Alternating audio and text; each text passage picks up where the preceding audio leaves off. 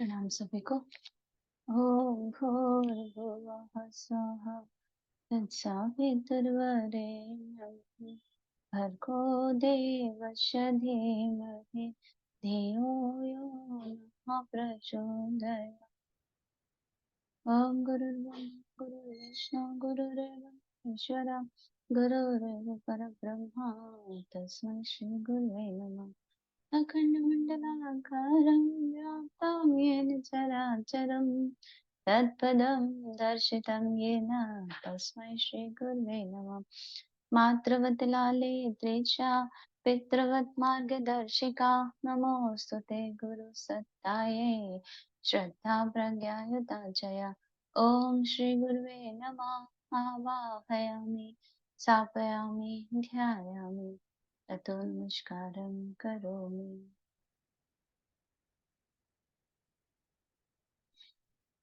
प्रणाम सभी को। आज हमें पढ़ना है आपसे परिच्छेद 102 श्री रामकृष्ण तथा ज्ञान योग।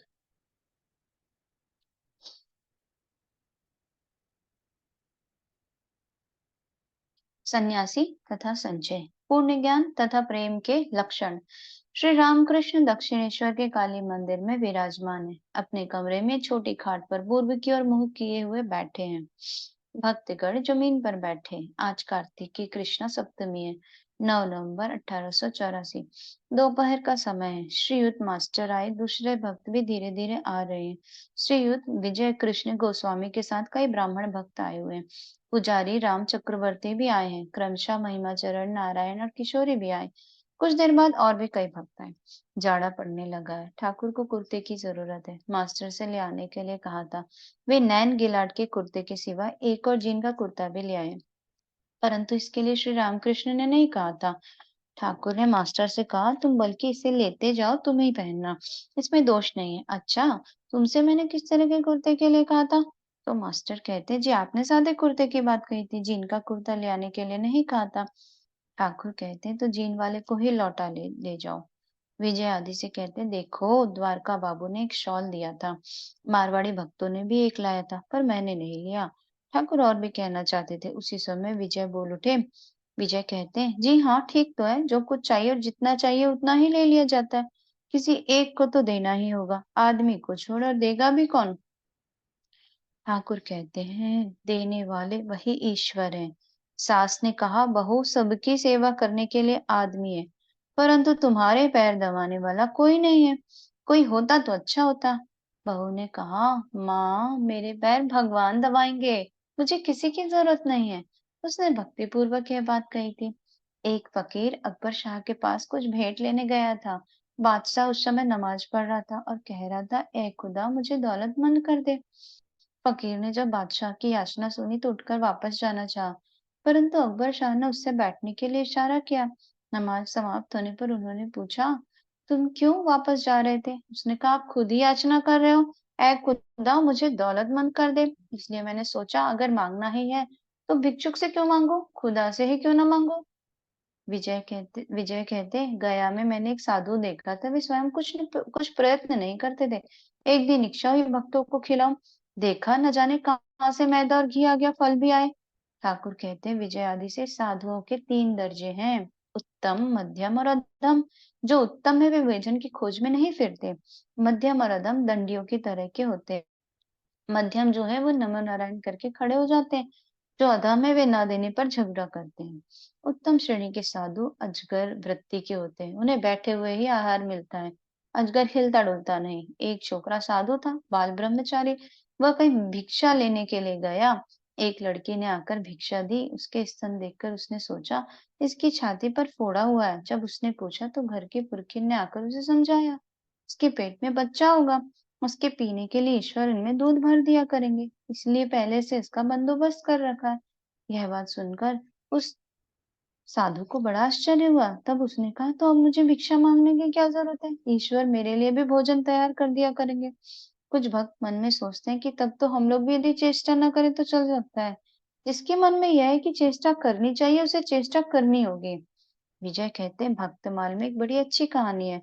ठाकुर कहते, कहो जरा सुने तो। विजय कहते, आप कहिए। ठाकुर कहते, नहीं तुम ही कहो, मुझे पूरी याद नहीं है। पहले पहल सुनना चाहिए इसलिए मैं सुना करता था। मेरी अब वह अवस्था नहीं है। हनुमान ने कहा था, वार, तिथि, नक्षत्र इतना सब मैं नहीं जानता। मैं तो बस श्री रामचंद्र जी की चिंता क्या करता हूँ। चातक को बस स्वाति के जल की चाह रहती है। मारे प्यास के जी निकल रहा है, परंतु गला उठाए वह आकाश की बूंदों की ही प्रतीक्षा करता है। गंगा, यमुना और सातों समुद्र इधर भरे हुए हैं, परंतु वह पृथ्वी का पानी नहीं पीता। राम और लक्ष्मण जब पंपा सरोवर पर गए, तब लक्ष्मण ने देखा एक कौवा व्याकुल होकर बार बार पानी पीने के लिए जा रहा था, परंतु पीता न था। राम से पूछने पर उन्होंने कहा, भाई ये कौवा परम भक्त है, दिन रात ये राम नाम जप रहा है। इधर मारे प्यास की छाती फटी जा रही है, परंतु पानी भी नहीं सकता। सोचता है पानी पीने लगूंगा तो जब छूट जाएगा। मैंने पूर्णिमा के दिन हलदर से पूछा, दादा आज क्या अमावस है? सारे हंसने लगते हैं। हंसते हुए कहते हैं, हाँ यह सत्य है। ज्ञानी पुरुष की पहचान यह है कि पूर्णिमा और अमावस में भेद नहीं पाता। परंतु हलदारी को इस विषय में कौन विश्वास दिला सकता है? उसने कहा, यह निश्चय ही कलिकाल है। वे श्री राम कृष्ण के लिए कहते हैं कि वे पूर्णिमा और अमावस में भेद नहीं जानते, फिर भी लोग उनका आदर करते हैं। इसी समय फिर महिमाचरण जी आ गए। ठाकुर ने संभ्रम पूर्वक कहते हैं उन्हें, महिमाचरण जी को, आइए आइए बैठिए। विजय आदि से इस अवस्था में दिन और तिथि का ख्याल नहीं रहता। उस दिन बेड़ीपाल के बगीचे में उत्सव था, मैं दिन भूल गया। अमुक दिन संक्रांति है, अच्छी तरह ईश्वर का नाम लूंगा, यह अब याद नहीं रहता। कुछ देर विचार करने के बाद, परंतु अगर कोई आने को होता है तो उसकी याद रहती है। ईश्वर पर 16 आने मन आने पर यह अवस्था होती है। राम ने पूछा, हनुमान तुम सीता की खबर तो ले आए? अच्छा तूने कैसा देखा?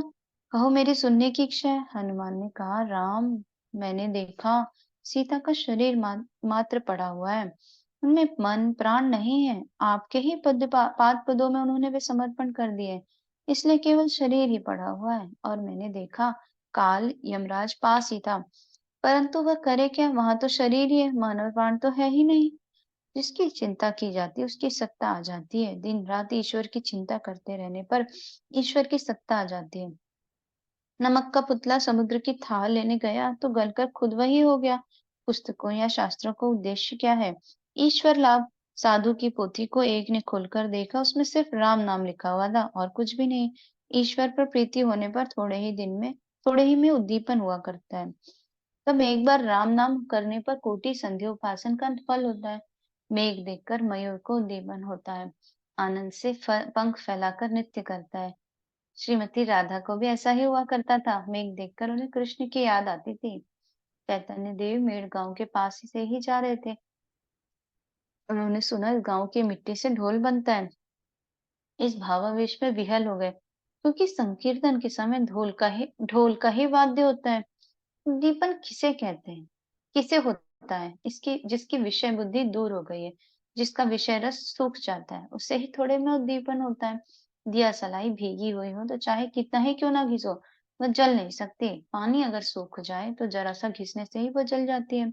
देह में सुख और दुख लगे ही हैं। जिसे ईश्वर लाभ हो चुका है वह मन प्राण आत्मा सब उन्हें दे देता है। पंपा सरोवर में नहाते समय राम और लक्ष्मण ने सरोवर के तट की मिट्टी में धनुष गाड़ दिए। स्नान करके लक्ष्मण ने धनुष निकालते हुए देखा, धनुष में खून लगा हुआ था। राम ने देखकर कहा, भाई जान पड़ता है कोई जीव हिंसा हो गई। लक्ष्मण ने मिट्टी खोदकर देखा तो एक बड़ा मेढक था, वह मरनासन हो गया था। राम ने करुणापुर स्वर में कहा, तुमने आवाज क्यों नहीं दी? हम लोग तुम्हें बजा लेते। जब सांप पकड़ता है तब तो तुम खूब चिल्लाते हो। मेंढक ने कहा, राम जब सांप पकड़ता तब मैं चिल्लाता हूँ, राम रक्षा करो, राम रक्षा करो। पर अब देखता हूँ राम स्वयं मुझे मार रहे, इसलिए मुझे चुपचाप रह जाना पड़ा। अगला टॉपिक है गुरु महिमा ज्ञान योग। श्री रामकृष्ण चुपचाप बैठे हुए महिमाचरण आदि भक्तों को देख रहे हैं। श्री रामकृष्ण ने सुना है कि महिमाचरण गुरु नहीं मानते। इस विषय पर वे कहने लगे, ठाकुर कहते हैं गुरु की बात पर विश्वास करना चाहिए, गुरु के चरित्र की ओर देखने की आवश्यकता नहीं। मेरे गुरु यद्यपि शराब वाले की दुकान जाते हैं, फिर भी मैं उन्हें नित्यानंद राय मानता हूँ। ये भाव रखना चाहिए। एक आदमी चंडी भागवत सुनाता था। उसने कहा, झाड़ू स्वयं तो अस्पर्श है, परंतु स्थान को पवित्र करता है। महिमाचरण वेदांत की चर्चा किया करते हैं। उद्देश्य ब्रह्म ज्ञान है। उन्होंने ज्ञानी का मार्ग ग्रहण किया और सदा ही विचार करते रहते हैं। ठाकुर महिमा से कहते हैं, ज्ञानी का उद्देश्य है वह स्वरूप को समझे, यही ज्ञान है और इसे ही मुक्ति कहते हैं। पर ब्रह्म जो है वे ही सबके स्वरूप है। मैं और पर ब्रह्म दोनों एक ही सत्ता है। माया समझने नहीं देती। हरीश, मैंने कहा और कुछ नहीं। सोने पर कुछ टोकरी मिट्टी पड़ गई है, उसी मिट्टी को निकाल देना है। भक्तगण मैं रखते हैं, ज्ञानी नहीं रखते। किस तरह स्वरूप में रहना चाहिए? न्यांगटा तोतापुरी इसका उपदेश देता था, कहता था, मन को बुद्धि में लीन करो और बुद्धि को आत्मा में, तब स्वरूप में रह सकोगे। परंतु मैं रहेगा ही, वह नहीं जाता। जैसे अनंत जल राशि ऊपर नीचे सामने पीछे दाहिने बाएं पानी भरा हुआ है, उसी जल के भीतर एक जलपूर्ण कुंभ है, मैं रूपी कुंभ। ज्ञानी का शरीर ज्यों का त्यों ही रहता है, परंतु इतना होता है कि ज्ञान अग्नि में कामादि रिपु दग्ध हो जाते हैं। काली मंदिर में बहुत दिन हुए, आंधी और पानी ज्यों दोनों एक साथ आए। फिर मंदिर पर बिजली गिरी। हम लोगों ने जाकर देखा, कपाट ज्यों के त्यों ही थे, नुकसान नहीं हुआ था, परंतु स्क्रू जितने थे उनका सिर टूट गया था। कपाट मानो शरीर है और कामादि आसक्तियां जैसे स्क्रू। ज्ञानी केवल ईश्वर की बात कहता है, विषय की बातें होने पर उसे बड़ा कष्ट होता है।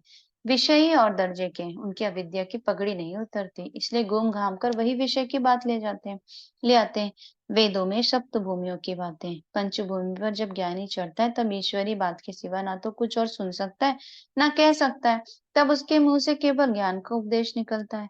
वेदों में सच्चिदानंद ब्रह्म की बात है। ब्रह्म न एक है न दो, एक और दो के बीच में है।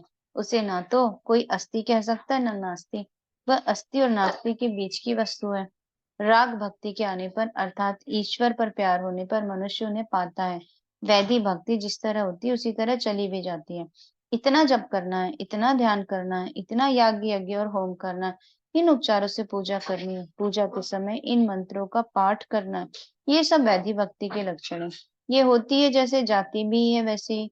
कितने आदमी कहते हैं, अरे भाई कितना हविष्यान किया, कितनी बार घर में पूजा की, परंतु क्या हुआ? राग भक्ति का कभी पतन नहीं होता।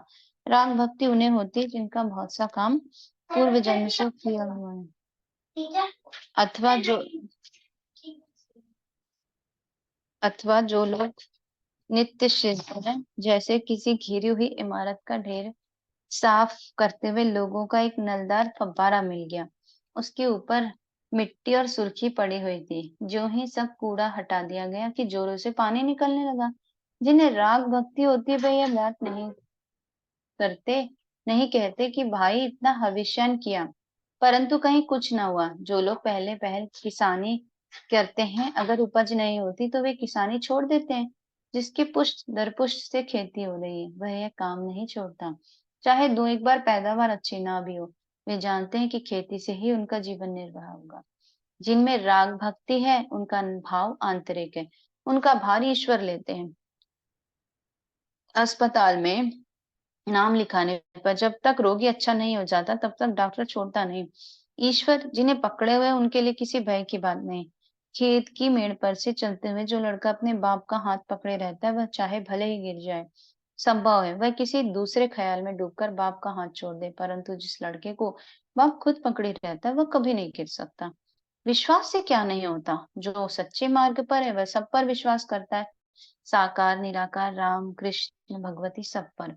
उस देश अमरपुकुर में मैं जा रहा था। एकाएक रास्ते में आंधी और पानी एक साथ आए। बीच मैदान में डाकुओं का भी भय था। तब मैंने सब कुछ कह डाला, राम कृष्ण भगवती। फिर मैंने हनुमान जी की याद की। अच्छा, मैंने सब कुछ कहा, इसका क्या अर्थ है?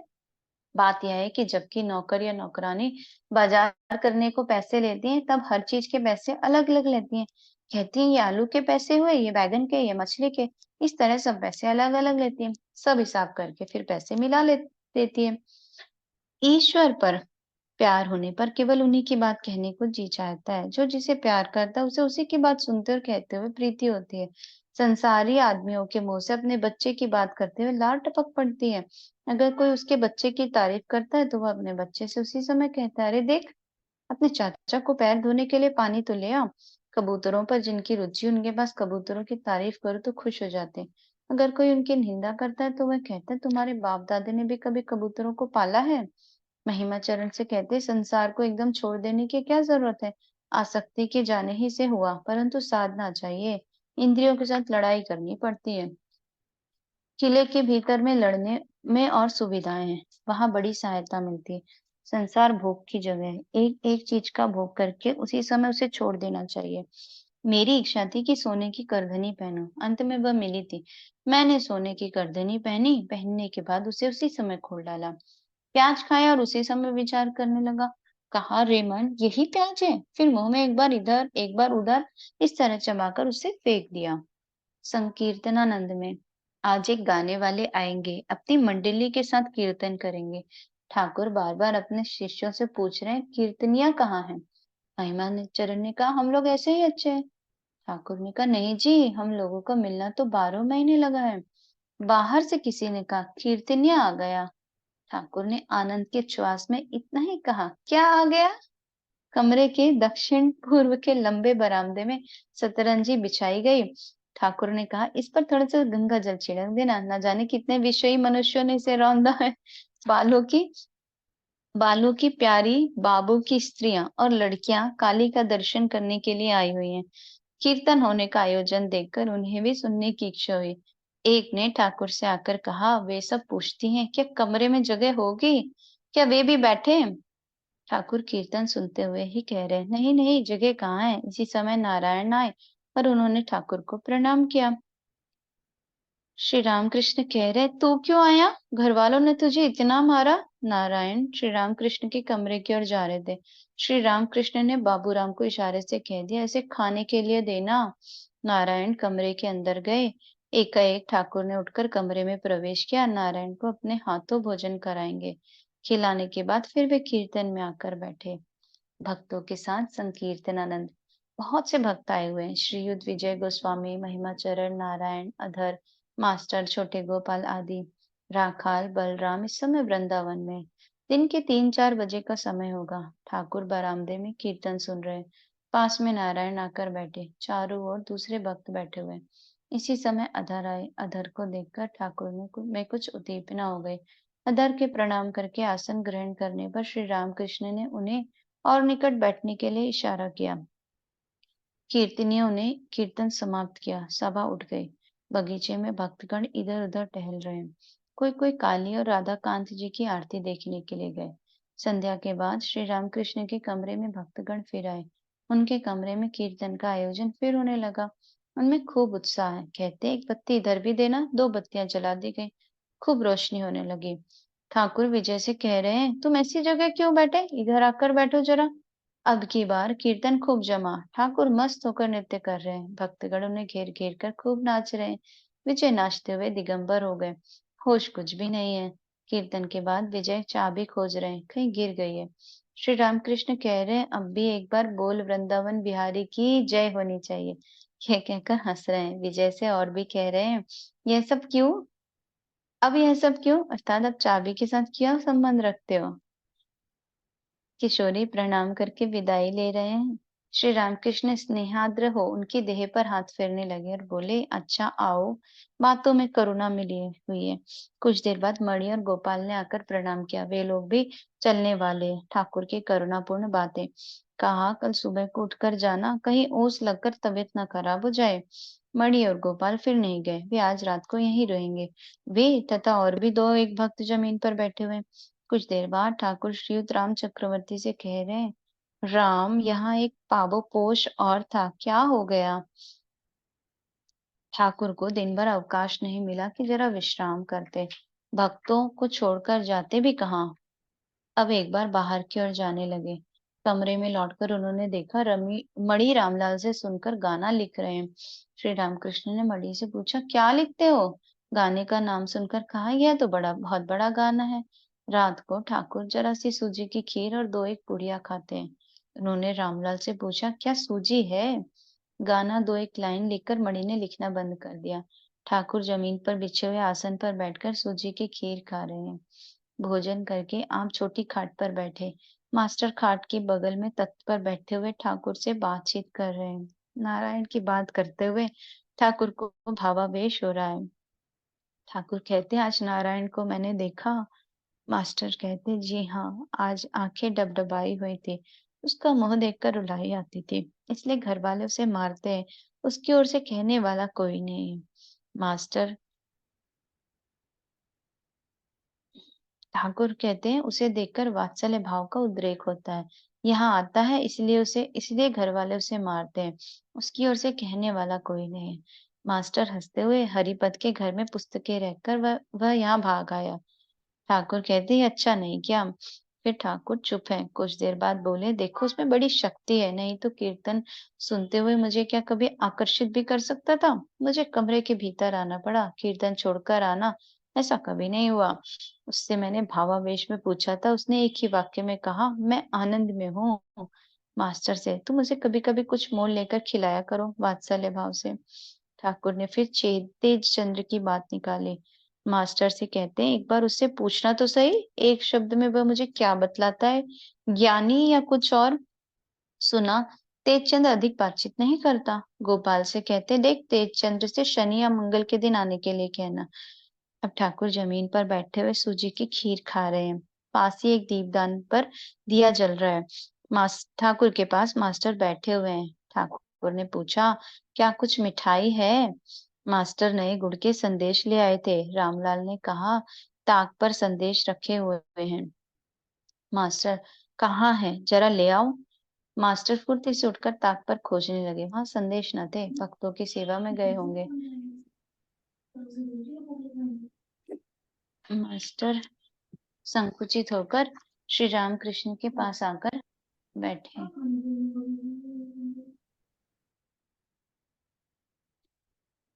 मास्टर संकुचित होकर श्री रामकृष्ण के पास आकर बैठे। श्री रामकृष्ण बातचीत कर रहे हैं। ठाकुर कहते हैं, अच्छा अब की बार अगर तुम्हारे स्कूल में जाकर देखूं। मास्टर ने सोचा, ये नारायण को देखने के लिए स्कूल जाने की बात कर रहे हैं। उन्होंने कहा, हमारे घर में चलकर बैठिए तो भी काम हो जाएगा। ठाकुर कहते हैं, एक इच्छा है, यह वह कि वहां और कोई लड़का उस तरह का है या नहीं, जरा देखो चलकर। मास्टर कहते हैं, आप अवश्य चलिए, दूसरे आदमी देखने जाया करते, इसी तरह आप भी जाइएगा। ठाकुर भोजन करके छोटी खाट पर बैठे। इसी बीच में मास्टर और गोपाल ने बरामदे में बैठकर भोजन किया, रोटी और दाल। उन लोगों ने नौबत खाने में सोने का निश्चय किया। भोजन करके मास्टर श्री रामकृष्ण के पांव पोष पर आकर बैठे। ठाकुर मास्टर से, नौबत खाने में हंडिया बर्तन ना रखे हो, यहाँ सोओगे इस कमरे में? मास्टर कहते हैं, जी हाँ, सेवक के संग में। रात के 10-11 बजे होंगे। श्री रामकृष्ण छोटी खाट पर तकिए के सहारे विश्राम कर रहे हैं। मणि जमीन पर बैठे मणि के साथ ठाकुर बातचीत कर रहे हैं। कमरे की दीवार के पास उसी दीपदान पर दिया जल रहा है। ठाकुर कहते हैं, मेरे पैर सुहारते हैं, जरा हाथ फेर दो तो। मणि ठाकुर के पैरों की ओर छोटी खाट पर बैठे हुए धीरे धीरे पैरों पर हाथ फेर रहे हैं। ठाकुर रह रहकर बातचीत कर रहे हैं। ठाकुर हंसते हुए, अकबर बादशाह की बात कैसी रही? मणि कहते, जी हाँ। ठाकुर कहते, कौन सी बात, कहो तो जरा। मणि कहते हैं, फकीर बादशाह से मिलने आया था। अकबर बादशाह उस समय नमाज पढ़ रहे थे। नमाज पढ़ते हुए ईश्वर से धन दौलत की प्रार्थना करते थे। ये सुनकर फकीर धीरे से अपने घर चल दिया। बाद में अकबर बादशाह के पूछने पर उसने कहा, अगर मांगना ही है तो भिखारी से क्या मांगो? ठाकुर कहते, और कौन कौन सी बातें हुई थी? मणि कहते, संचय की बातें खूब हुई। ठाकुर हंसते हुए, कौन कौन सी? मणि कहते हैं, जब यह ज्ञान रहता है कि हमें प्रयत्न करना चाहिए तब तक प्रयत्न करना चाहिए। संचय की बात सीते में कैसी कही आपने? ठाकुर कहते, कौन सी बात? मणि कहते, जो पूर्ण रूप से उन पर अवलंबित है उसका भार वे लेते भी हैं। नाबालिग का भार जैसे बलि लेता है। एक बात और सुनी थी, वह यह कि जिस घर में न्योता रहता है वहां छोटा लड़का खुद स्थान ग्रहण नहीं कर सकता। खाने के लिए दूसरे उसे बैठाते हैं। ठाकुर कहता, नहीं यह ठीक नहीं हुआ। बाप अगर लड़के का हाथ पकड़ कर ले जाता है तो वह लड़का नहीं गिरता। मणि कहते हैं, और आज आपने 3 तरह के साधुओं की बात कही थी। उत्तम साधु को बैठे हुए ही भोजन मिलता है। आपने उस बालक साधु की बात कही, उसने लड़की के स्तन देखकर पूछा था, इसकी छाती पर ये फोड़े कैसे हुए? और भी बहुत सी सुंदर सुंदर बातें आपने कही थी। ये सब बातें कैसे ऊंचे लक्ष्य की थी? ठाकुर हंसते हुए कहते, कौन कौन सी बातें? मणि कहते, पंपा सरोवर के उस कौवे की बात। दिन रात राम नाम जपता है, इसलिए पानी पी नहीं सकता।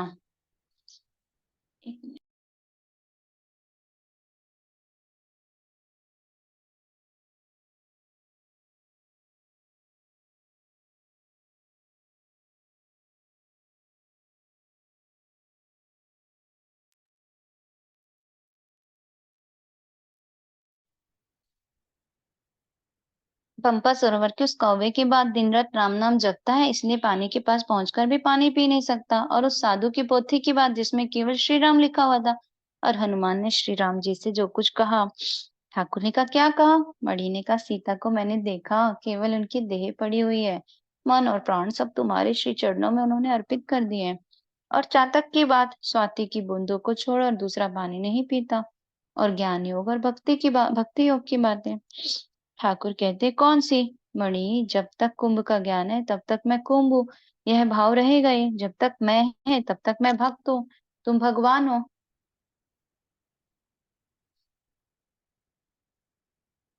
यह भाव भी रहेगा। ठाकुर कहते, नहीं, कुंभ का ज्ञान रहे या ना रहे, कुंभ मिट नहीं सकता, उसी तरह था। चाहे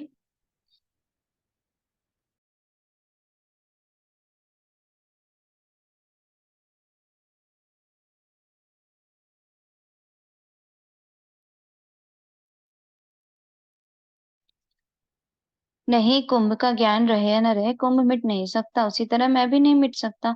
चाहे लाख विचार करो, वह नहीं जाता। मणि कुछ देर चुप हो रहे, फिर बोले, काली मंदिर में ईशान मुखर्जी से आपकी बातचीत हुई थी, भाग्यवश उस समय हम लोग भी वहां थे और सब बातें सुनी थी। ठाकुर हंसते हुए, हाँ, कौन कौन सी बातें हुई थी, जरा कहो तो सही। मणि कहते, आपने कहा था कर्मकांड प्रथम अवस्था की क्रिया है।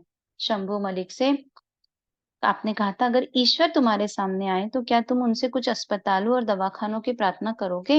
एक बात और भी थी, वह यह है कि जब तक कर्मों में आसक्ति रहती है तब तक ईश्वर दर्शन नहीं देते। केशव सिंह से इसी संबंध की बातें आपने कही थी। ठाकुर कहते हैं, कौन कौन सी बातें? बड़ी ने कहा, जब तक लड़का खिलौने पर रीझा रहता है तब तक माँ रोटी पानी में लगी रहती है, पर खिलौना फेंक कर जब लड़का चिल्लाता रहता है तब माँ तवा उतार कर बच्चे के लिए दौड़ती है। एक बात और उस दिन हुई थी, लक्ष्मण ने पूछा था, कहाँ कहाँ ईश्वर के दर्शन हो सकते। राम ने बहुत सी बातें कहकर फिर कहा, भाई, जिस मनुष्य में यथार्थ भक्ति देखोगे, ऐसी भक्ति कि वह हंसता है, रोता है, नाचता है, गाता है, मारे प्रेम की मतवाला हो रहा है, वहां समझना मैं अवश्य हूँ। ठाकुर कहते, आहा, आहा। फिर कुछ देर चुप रहे, फिर मणि कहते, ईशान से तो आपने केवल निवृत्ति की बातें कही थी, उसी दिन से बहुतों की अक्ल दुरुस्त हो गई। अब कर्तव्य कर्मों की घटाने की और हम लोगों का रुख है। आपने कहा था, एक दूसरे की बला अपने सिर क्यों ला दी जाए। ठाकुर यह बात सुनकर बहुत जोर से हंसने लगे। मणि बड़े विनय भाव से कहते, अच्छा, कर्तव्य कर्म या जंजाल घटाना तो अच्छा है ना। ठाकुर कहते, हाँ, परंतु सामने कोई पड़ गया, वह और बात है। साधु या गरीब आदमी अगर सामने आया तो उनकी सेवा करनी चाहिए। मणि कहते, और उस दिन ईशान मुखर्जी से खुशामद की बात भी आपने खूब कही, मुर्दे पर सीधे गीत टूटते, यही बात आपने पंडित पतलोचन से भी कही थी। ठाकुर कहते, नहीं, उलोके वामन दास से कही थी। ठाकुर को नींद आने लगी, उन्होंने मणि से कहा, तुम जब सो जाकर। गोपाल कहाँ गया? तुम दरवाजा बंद कर लो, पर जंजीर न चढ़ाना। दूसरे दिन सोमवार था। ठाकुर बिस्तर से प्रातःकाल उठकर देवताओं के नाम ले रहे हैं, रह रहकर गंगा दर्शन कर रहे हैं। उधर काली और श्री राधा कांत के मंदिर में मंगल आरती हो रही है। मणि ठाकुर के कमरे में जमीन पर लेटे हुए थे, वे भी बिस्तर से उठकर सब देखकर सुन रहे हैं। प्रातः कृत्य समाप्त करके वे श्री राम कृष्ण के पास आकर बैठे। ठाकुर स्नान करके काली मंदिर जा रहे। उन्होंने मणि से कमरे में ताला बंद कर देने के लिए कहा। काली मंदिर में जाकर श्री राम कृष्ण आसन पर बैठे और फूल लेकर कभी अपने मस्तक पर और कभी श्री काली के पाद पदों पर चढ़ा रहे। फिर चामर लेकर व्यंजन करने लगे। ठाकुर अपने कमरे की ओर लौटे, मणि से ताला खोलने के लिए कहा। कमरे में प्रवेश कर छोटी खाट पर बैठे। इस समय भाव में मग्न होकर नाम ले रहे हैं। मणि जमीन पर अकेले बैठे हुए हैं। ठाकुर गाने लगे। भाव में मस्त हुए आप मणि को गीतों से क्या यह शिक्षा दे रहे हैं कि काली ही ब्रह्म है, काली निर्गुण है और सगुण भी है, अरूपा है और अनंत रूपिणी भी है। गाने का भावार्थ है, ए तारिणी, मेरा त्राण कर, तू जल्दी कर, इधर यम त्रास से मेरा जी निकल रहा है। तू जगदम्बा है, तू लोकों का पालन करती है, मनुष्यों को मुग्ध भी तू ही करती है। तू संसार की जननी है, यशोदा के गर्भ से जन्म लेकर कृष्ण की लीला में तू ही ने सहायता दी है। वृंदावन में तू विनोदिनी राधा थी, ब्रज बल्लभ कृष्ण के साथ तूने विहार किया था। रास रंगिनी और रसमयी होकर रास में तूने अपनी लीला का प्रकाशन किया था। तू शिवानी है, सनातनी है, ईशानी है, सदा नंदमयी है, सगुणा भी है, निर्गुणा भी है। सदा ही तू शिव की प्यारी है। तेरी महिमा कहने के योग्य ऐसा कौन है? कुछ देर बाद ठाकुर ने पूछा, अच्छा, इस समय मेरी कैसी अवस्था तुम देख रहे हो? बड़ी हंसती हुई है, आपकी सहजा अवस्था है। फिर ठाकुर मन ही मन गाने का एक और चरण अलाप रहे हैं। प्रणाम सभी को, आज यहीं तक पढ़ते हैं। ओम असतो मा सद्गमय तमसो मा ज्योतिर्गमय मृत्युर्मा अमृतं गमन। ओम शांति शांति शांति। सर्वारिष्टसु शांतिर्भवतु। प्रणाम सभी को।